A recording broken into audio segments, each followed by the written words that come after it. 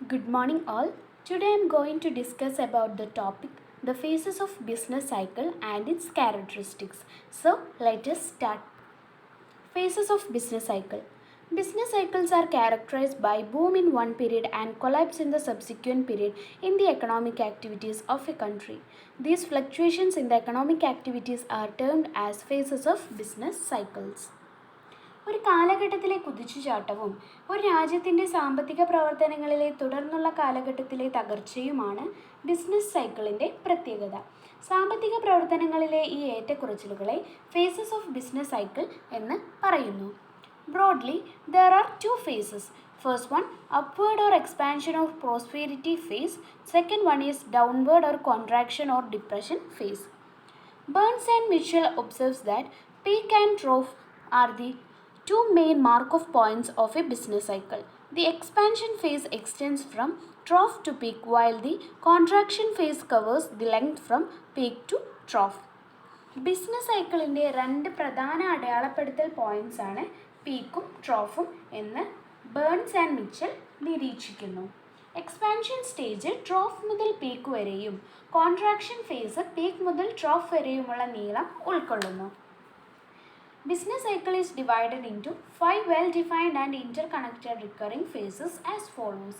That is, first one, depression, recovery or revival, prosperity or full employment, boom or over full employment, recession. These are the 5 stages of business cycle. Firstly, we can move on to the first phase, that is depression. Underemployment of both men and materials is the characteristics of this phase. During this phase, business activities are far below the normal. Therefore, depression is characterized by a bad situation of low output and low unemployment.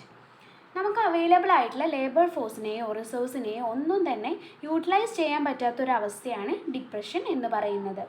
ഈ ഘട്ടത്തിൽ business പ്രവർത്തനങ്ങൾ സാധാരണയേക്കാൾ വളരെ താഴെയാണ്.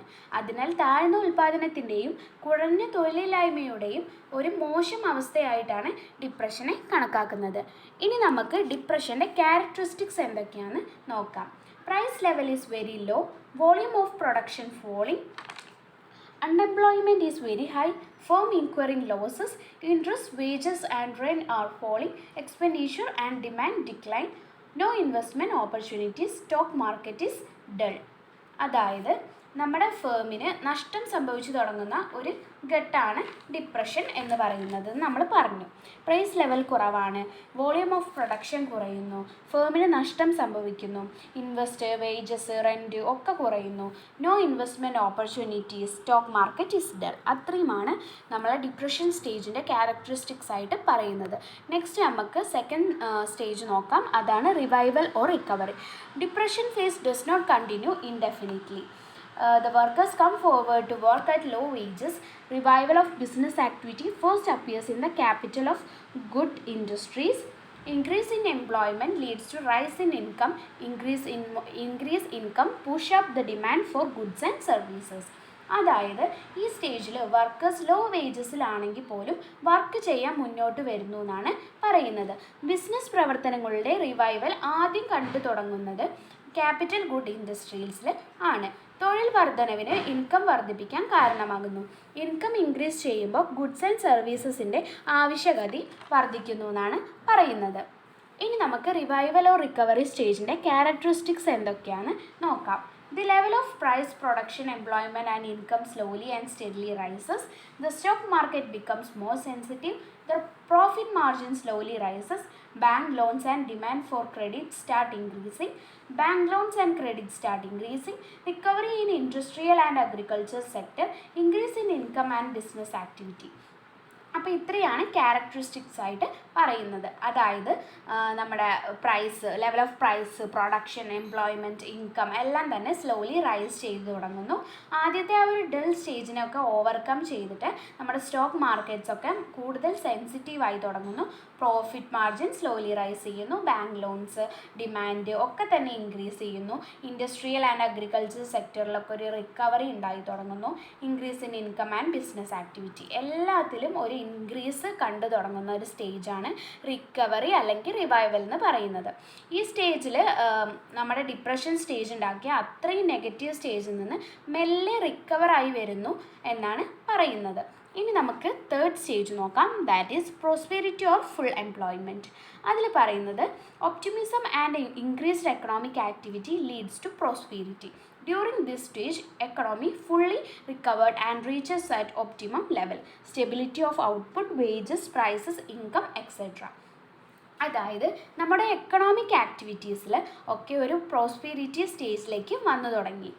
Economy ഒക്കെ fully recover ആയി തുടങ്ങി, optimum ലെവലിലേക്ക് എത്തി. വേജസ്, പ്രൈസ്, ഇൻകം എല്ലാം തന്നെ സ്റ്റേബിളായി. ഇനി നമുക്ക് പ്രോസ്പെരിറ്റി ഓർ ഫുൾ എംപ്ലോയ്മെൻറ്റിൻ്റെ ക്യാരക്ടറിസ്റ്റിക്സ് എന്തൊക്കെയാണെന്ന് നോക്കാം.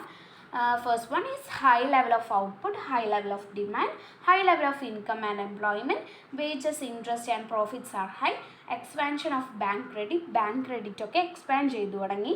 Business failures are very few, business failures ഒക്കെ വളരെ കുറവായിട്ട് തുടങ്ങി. Heavy investments. അപ്പോൾ ഇത്രയാണ് നമ്മുടെ ഫുൾ എംപ്ലോയ്മെൻറ്റ് ഓർ പ്രോസ്പെരിറ്റി ഫേസിലെ ക്യാരക്ടറിസ്റ്റിക്സ് ആയിട്ട് പറയുന്നത്. ഇനി നമുക്ക് ഫോർത്ത് സ്റ്റേജ് നോക്കാം, അതാണ് ബൂം ഓർ ഓവർഫുൾ എംപ്ലോയ്മെൻറ്റ്. അപ്പോൾ നമുക്ക് അതിൽ എന്തൊക്കെയാണ് പറയുന്നതെന്ന് നോക്കാം. First one, it is a peak point of business cycle. The profits has above normal price which is above higher profit that it attracts more and more investors. The existing production capacity is utilized at its full capacity. More and more new machines are made use of business. The price of the factors of production increases. Additional workers are employed. പിന്നെ എന്താ പറയുന്നത്, the demand is now more or less stagnant or it even decreases. Then boom or prosperity reaches its peak.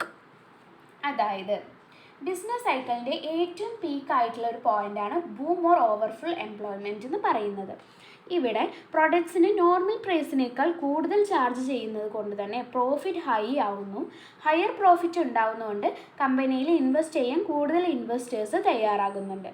ഒരു organisation അല്ലെങ്കിൽ ഒരു ഫേമിൻ്റെ capacity മുഴുവൻ utilise ചെയ്യുന്നു. New machines, equipments ഒക്കെ തന്നെ ബിസിനസ്സിൽ യൂസ് ചെയ്യാനായിട്ട് തുടങ്ങുന്നു. ഫാക്ടേഴ്സ് ഓഫ് പ്രൊഡക്ഷൻ്റെ പ്രൈസ് ഇൻക്രീസ് ചെയ്യുന്നു. അഡീഷണൽ വർക്കേഴ്സ് വേണ്ടി വരുന്നത് കൊണ്ട് തന്നെ വേജ് റേറ്റ് കൂടുന്നു. ഡിമാൻഡ് ഡിക്രീസ് ചെയ്യാം എന്ന സ്റ്റേജിൽ നിൽക്കുന്നു. അപ്പോൾ ഇത്രയാണ് ബൂം സ്റ്റേജ് പറയുന്നത്. ഇനി നമുക്കതിൻ്റെ ക്യാരക്ടറിസ്റ്റിക്സ് എന്തൊക്കെയാണെന്ന് നോക്കാം.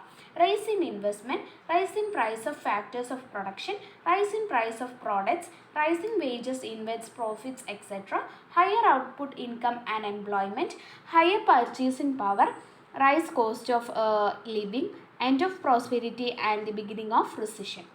പ്രോസ്പെരിറ്റി ലെവൽ എൻഡ് ചെയ്തിട്ട് റിസിഷൻ ലെവൽ ബിഗിൻ ചെയ്യുന്ന ഒരു ഘട്ടത്തിലേക്ക് എത്തുന്നു. അപ്പോൾ നമുക്ക് നെക്സ്റ്റ് ആയിട്ടുള്ള ലാസ്റ്റ് സ്റ്റേജ് റിസിഷൻ നോക്കാം. Once the economy reaches the peak, the course changes. A downward tendency in demand is observed, but the producers who are not aware of its goes on producing further. The supply now exceeds demand. Now the producers come to notice that their stock peeling up. They are completed to give up the future investment plans. The order for new equipment and raw materials are cancelled. A business even cuts down its existing business. The failure of one firm affects other firm with whom it has business connections. There is a general distress. This phase of business cycle is known as the recession. It is a period of utmost suffering for a business. അതായത് economy ഏറ്റവും peak സ്റ്റാൻഡിൽ എത്തിയെന്ന് നേരത്തെ പറഞ്ഞു.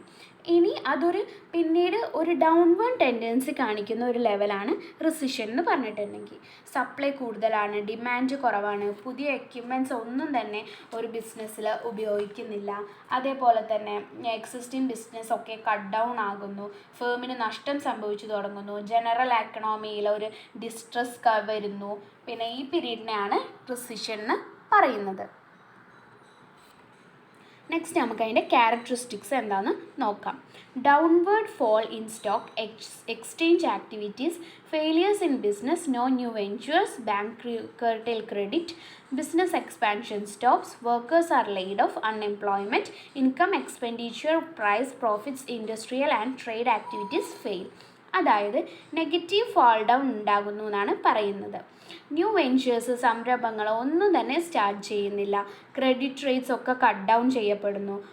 പിന്നെ business expansion ഒക്കെ, renovation works എല്ലാം തന്നെ സ്റ്റോപ്പ് ചെയ്യുന്നു. തൊഴിലാളികളെയൊക്കെ പിരിച്ചു വിട്ട് തുടങ്ങുന്നു.